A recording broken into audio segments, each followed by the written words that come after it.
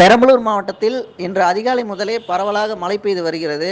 இந்த சூழலில் பள்ளி மாணவர்களின் நலன் கருதி மாவட்டத்தில் உள்ள அனைத்து பள்ளிகளுக்கும் இன்று ஒரு நாள் விடுமுறை அளிக்கப்படுவதாக பெரம்பலூர் மாவட்ட ஆட்சித்தலைவர் திருமதி கற்பகம் IAS அறிவித்துள்ளார்.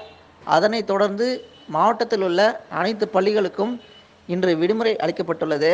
மேலும் தமிழகம் முழுவதும் அரசு போக்குவரத்து கழக பணியாளர்கள் இன்று முதல் 6 அம்ச கோரிக்கைகளை வலியுறுத்தி வேலை நிறுத்த போராட்டத்தில் ஈடுபட்டுள்ளனர். பெரம்பலூர் மாவட்டத்தை பொறுத்தவரையில் இன்று 100% பேருந்துகள் இயக்கப்பட்டு வருகின்றனர்.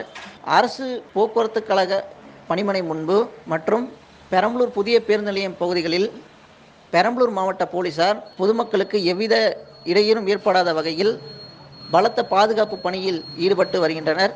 மேலும் பெரம்பலூர் புதிய பேருந்து நிலையம் பகுதிகளில் உள்ளூர் பேருந்துகள் மட்டுமின்றி வெளியூர் செல்லும் அனைத்து பேருந்துகளும் இங்கு வந்து செல்கின்றன. மேலும் பெரம்பலூர் புதிய பேருந்து நிலையம், பழைய பேருந்து நிலையம், பாலக்கரை உள்ளிட்ட பல்வேறு பகுதிகளில் பெரம்பலூர் மாவட்ட போலீசார் பலத்த பாதுகாப்பு பணியில் ஈடுபட்டு வருகின்றனர். பாதகம் செய்பவரை கண்டால் நாம் பயங்கொள்ளலாகாது பாப்பா, மோதி மிதித்து விடு பாப்பா, அவர் முகத்தில் உமிழ்ந்து விடு பாப்பா.